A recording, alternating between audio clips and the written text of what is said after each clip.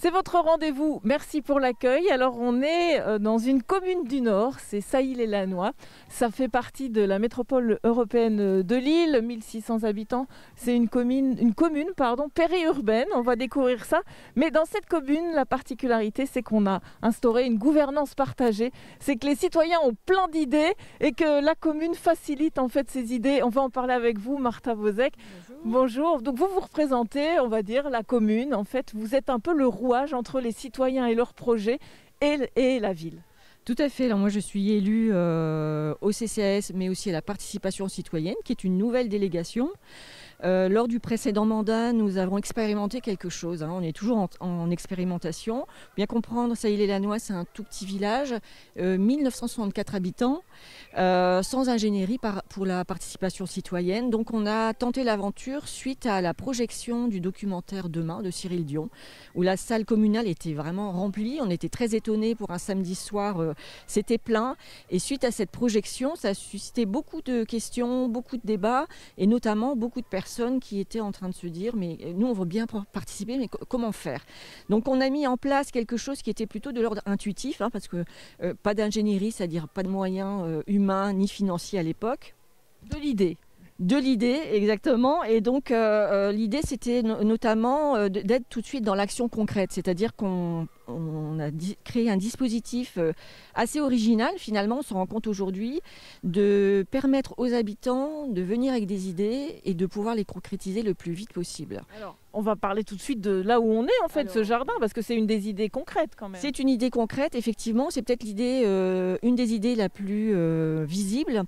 Ce jardin, ça a été d'abord la mise à disposition du terrain pour les habitants qui étaient volontaires. Donc on a été dans un fonctionnement d'abord d'expérimentation, de diagnostic. On a travaillé aussi avec un permaculteur parce que si on n'a pas les compétences en interne et notamment au niveau communal sur ce sujet-là, on fait appel à des gens experts. Les gens sont mobilisés. Au début, il y a eu quelques personnes, de plus en plus. Et aujourd'hui, 2 ans et demi après, il y a toujours vous voyez, ce jardin, il a évolué. Il n'y avait rien ici au départ. Il y a différents projets. Il y a aussi de la construction. Il y a aussi de l'échange, de la solidarité. Donc aujourd'hui... c'est une réussite quand même. C'est une réussite, on peut le dire. On va vers du positif, on va vers de l'échange, du lien social, la gouvernance partagée, quelque part, elle s'instaure bien.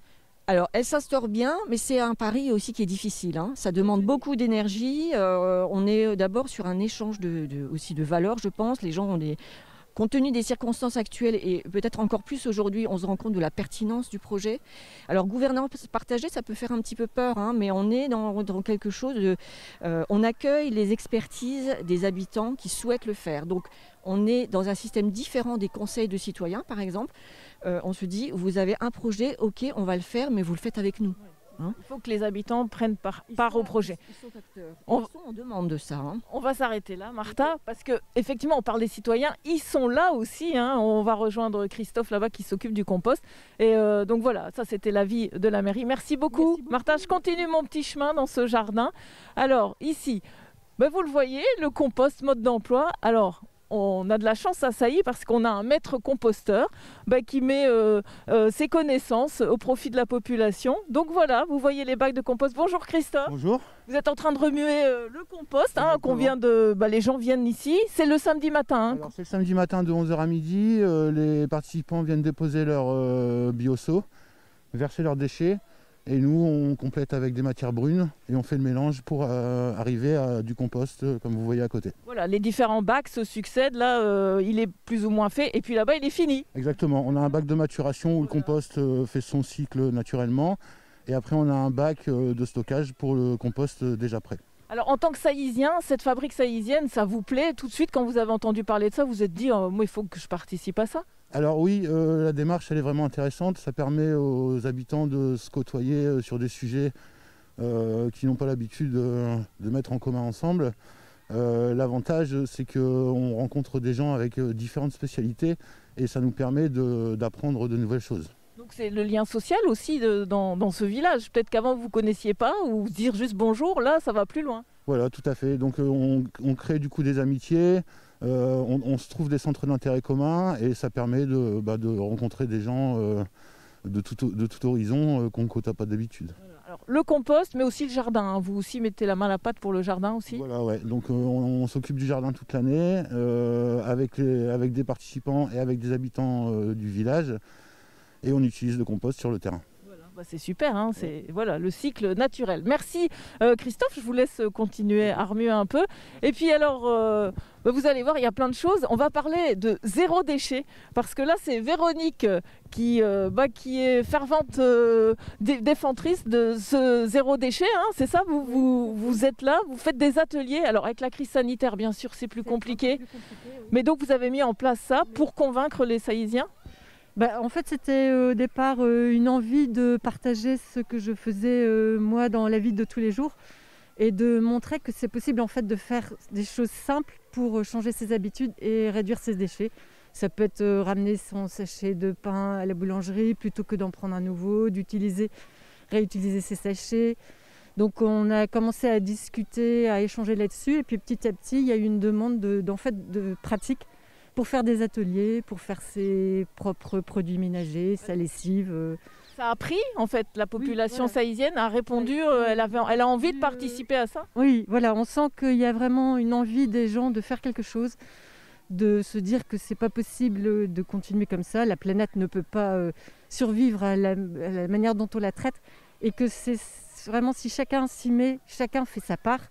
Ça, c'est une phrase que j'aime beaucoup de Pierre Rabhi, dans sa légende qu'il raconte là sur le colibri. Voilà, si chacun fait sa part, on peut changer les choses, améliorer les choses.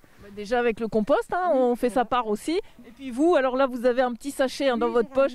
Voilà, c'est ce qu'on peut vous montrer aujourd'hui. Hein, voilà, une manière un peu plus simple, enfin pas plus simple, mais qui est zéro déchet de faire ses courses, c'est d'acheter en vrac, de réutiliser des sachets en tissu qui sont inusables. Hein, il suffit juste de les laver de temps en temps.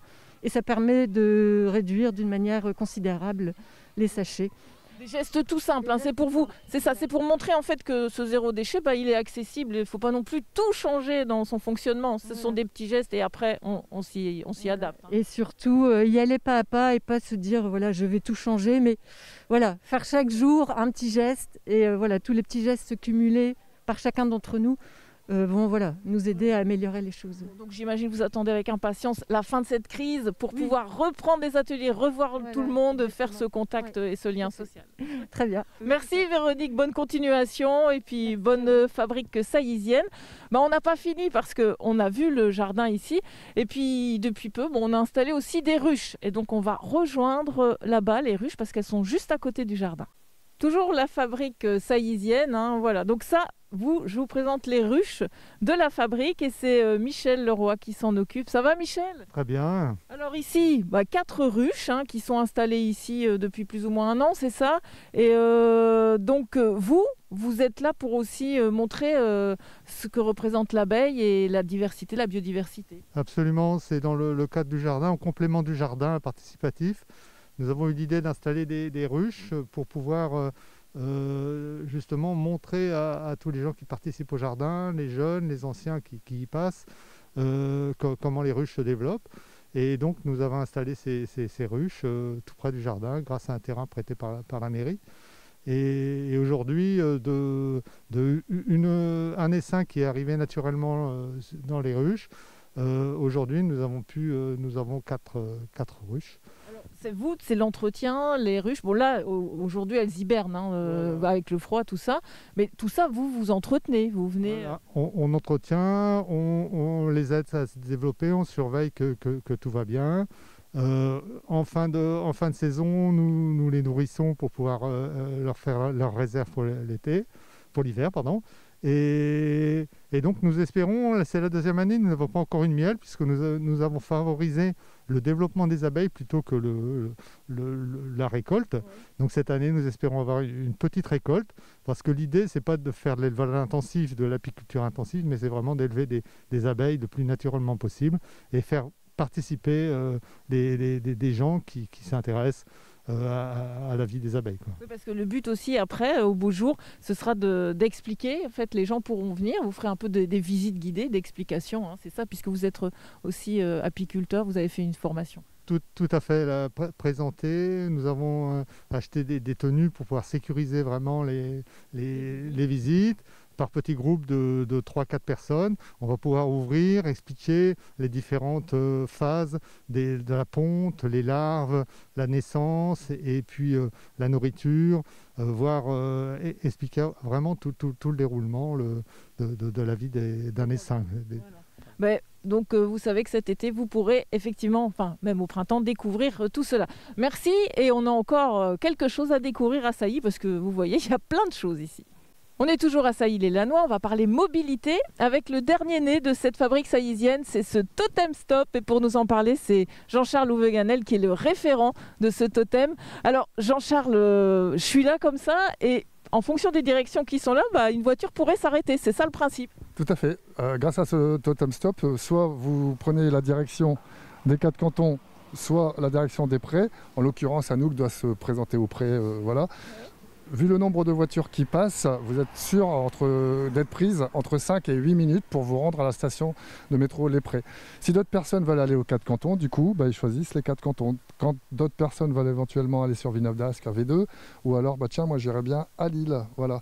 Il y a suffisamment donc de voitures qui passent devant le Totem Stop pour que vous soyez sûr d'être emmené. Ça veut dire qu'en 2017, c'est là que ça a émergé l'idée, vous avez fait un comptage, vous vous êtes rendu compte qu'il y avait beaucoup de voitures dans le village et qu'il fallait se mouvoir différemment. Tout à fait, un groupement de citoyens et de villageois donc de Sailly-les-Lannoy s'est mobilisé. On s'est rendu compte qu'il y avait plus de 800 véhicules qui traversaient le village. Il y avait également plus de 20 minutes de bouchons. Donc à un moment donné, on s'est dit, tiens, il y a peut-être quelque chose à faire, quelque chose à creuser. Donc atelier design, diagnostic, etc. qui ont fait qu'un petit peu à la fois le covoiturage des Saillysiens a pris de l'ampleur, etc. Avec comme aboutissement donc ce Totem Stop en association avec Microstop, qui nous a donné un sérieux coup de main. Qui permet en fait de s'inscrire aussi, prendre des rendez-vous, c'est ça Oui. Alors le Totem Stop, soit vous prenez librement la ligne haute fréquence, soit effectivement vous pouvez aussi prendre rendez-vous sur l'application Microstop qui vous permet soit des allées, soit des retours. Alors maintenant il est en place, ça fonctionne ? Alors là, on va le mettre en place avec une dizaine de participants et d'ambassadeurs d'ici quelques semaines, avec donc la pandémie que tout le monde vit. C'est un peu plus compliqué, mais effectivement, le projet fait qu'en février-mars, on essaiera donc de faire fonctionner véritablement le projet de manière à ce que tous les Saillysiens en profitent. Il n'y a plus qu'à dire aux gens qui sont intéressés d'aller faire un petit tour sur la fabrique saillysienne pour se rendre compte de ce que vous pouvez faire et comment voyager. Merci Jean-Charles pour ces explications. Merci pour l'accueil. C'était à Sailly-les-Lannoy aujourd'hui.